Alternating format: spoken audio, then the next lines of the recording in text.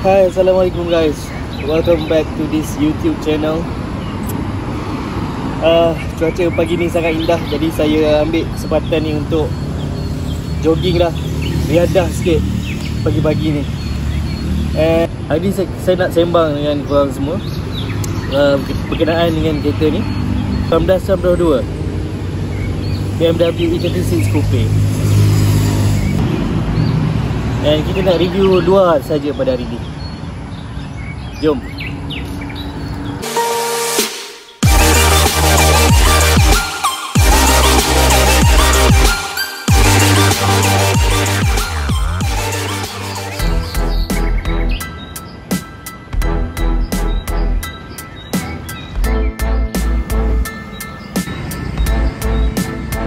Okay guys, kita mulakan dengan bahagian hadapan dulu.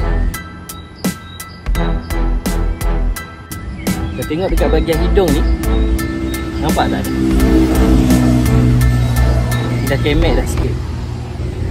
Jadi mungkin nanti kita cuma boleh tarik balik dia ke depan sebab damage dia tu taklah severe mana. So okay, kalau teruk tu mungkin kita tukar the whole panel.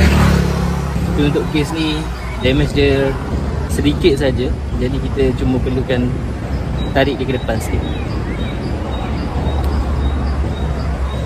Pergi ke depan lagi.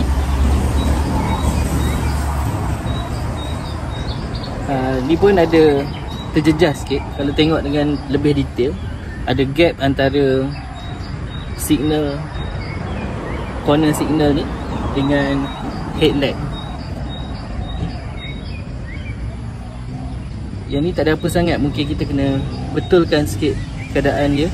Dan mungkin ada klip juga yang patah kat dalam tu yang kita mungkin boleh gam untuk lebih bajet, ataupun tukar signal, corner signal yang lain lah.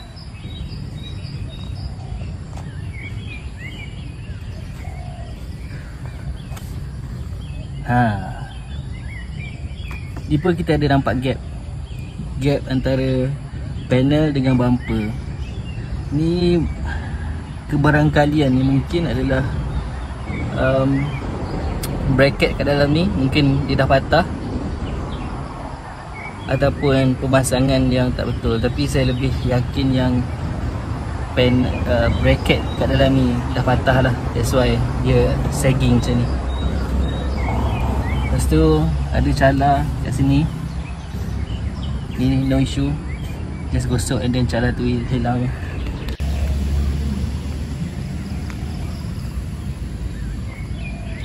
Sama juga dengan sebelah sini pun ada gap juga. Mungkin isu yang sama dengan sebelah sana.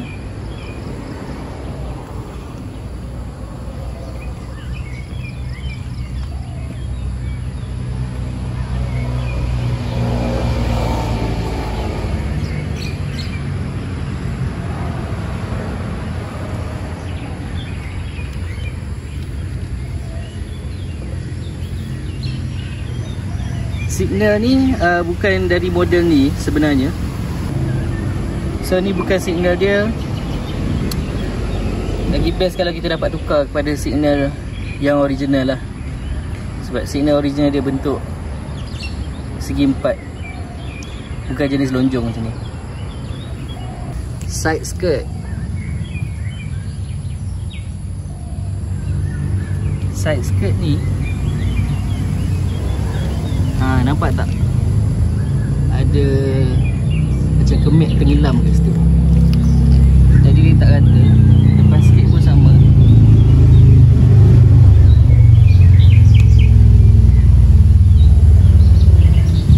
Kenapa ada tenggelam macam ni? Ini adalah disebabkan side skirt ni dipasang menggunakan gum instead of clip dia. Jadi bila guna gum tu bagi tekanan yang lebih kepada side skirt ni lah, menyebabkan dia nampak macam kemek. Tapi side skirt ni plastik, dia elastik. Kat bahagian ni pun ada kesan cala yang saya sendiri pun tak tahu dari mana datangnya.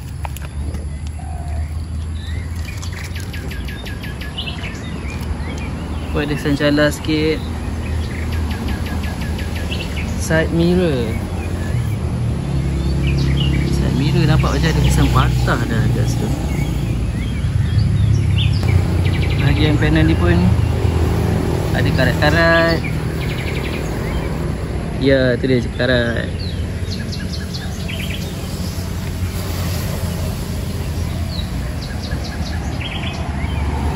Ni kesan cat yang dah mati.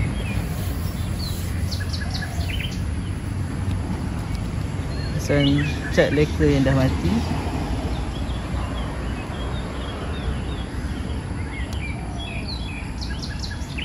Kita dapat lihat di sini getah yang dah berusia 20 tahun lebih kurang. Keadaan dia dah mengeras. Jadi untuk rejuvenate kereta ni, kita kena tukar dengan getah-getah ni juga. And kawasan getah kat sini pun dah pecah. Getah ni pun sama juga.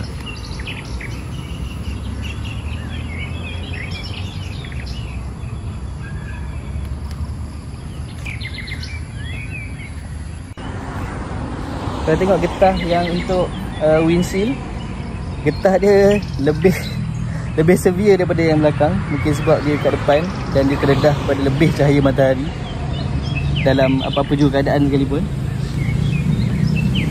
Jadi dia dah mengeras and dia dah deform. Kita tengok pula dari segi cermin dia. Kat sini ada rekahan sebenarnya. Rekahan di tepi sini dan juga di sebelah sini. So dengan adanya rekahan ni, maka secara langsungnya kita kena tukar windshield yang baru. Signal pun sudah hilang. Sebab signal tu bukan original, jadi mungkin sebelum ni dia hanya gum pada body, dan over time dia just peel off.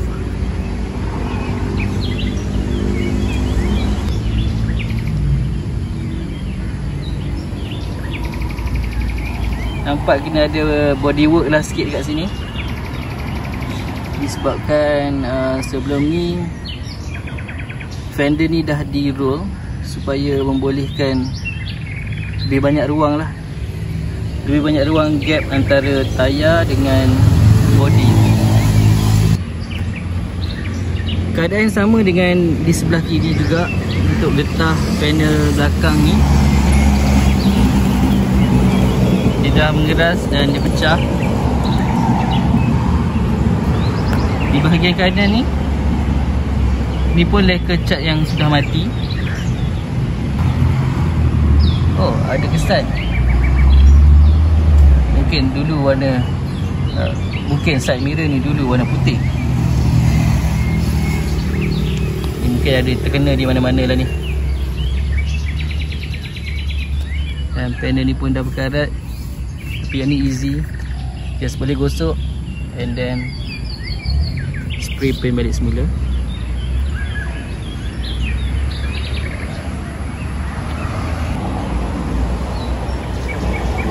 Bahagian belakang, dekat bumper belakang ni terlihat ada kesan pelanggaran telah berlaku sebelum ni.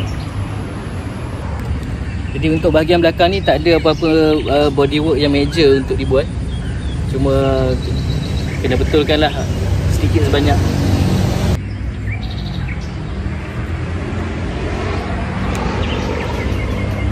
So mungkin spoiler ni pun memang bukan original. Sebab kalau kita tengok ada kesan macam fiber. Kalau ketuk pun macam bunyi fiber. And dia dah merekah. Sebab usia dia pun dah lama. Nampak gelembung-gelembung ni? Ni lah. Kalau tanya tekan chat pun dia kata memang material fiber memang macam ni, fiberglass. Layan dalam ni pun sama, ada gelembung-gelembung. Tapi benda ni boleh repair sebenarnya. Janganlah risau, tak perlu pun tukar lain. Dia boleh repair, dia boleh fiberkan balik supaya dia jadi macam baru. Bahagian bumbung ni, kalau boleh nampak dalam kamera ni, bumbung ni asal bukan bumbung sunroof, and dia telah dimodify, di retrofit dengan bumbung E46 yang ada sunroof. Jadi setelah usianya begini, kita boleh nampak dekat bumbung ni kesan sambungan. Kesan sambungan yang agak jelas, agak ketara. Sebab dalam jangka masa yang lama, sebab dia dah panas dan dia memberikan kesan ni lah. Nampak ni kesan sambungan.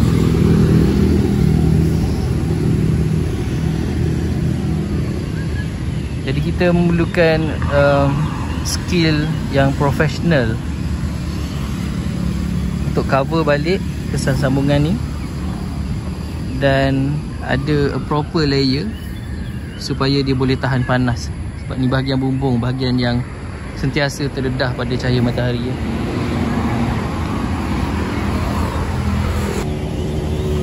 So okay guys, itu saja sedikit sebanyak review pasal kereta ni.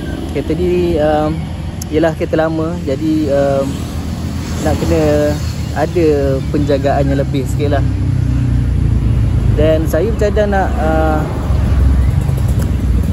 orang kata nak rejuvenate kereta ni, ataupun kehidupan yang baru. Mungkin itu ayat yang lebih comel lah. Nak berikan kehidupan yang baru pada kereta ni.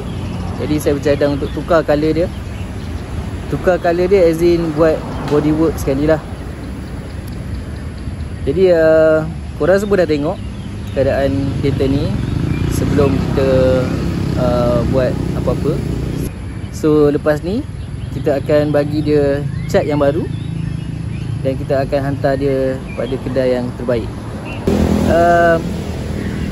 Kalau lah kereta ni kita nak colourkan dia dengan colour hijau, saya thinking of having Mamba Green, ataupun kalau warna biru yang menjadi pilihan, ikut di Miami Blue. Tapi saya tak boleh nak decide antara dua colour ni. Jadi saya nak minta pendapat korang semua. Pada pandangan korang, yang mana satukah lebih cun untuk E36 Coupe ni? Sama ada warna Mamba Green ataupun Miami Blue. Jadi saya sangat appreciate pendapat korang semua.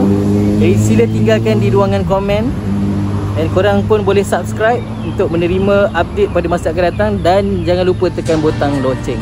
Thank you.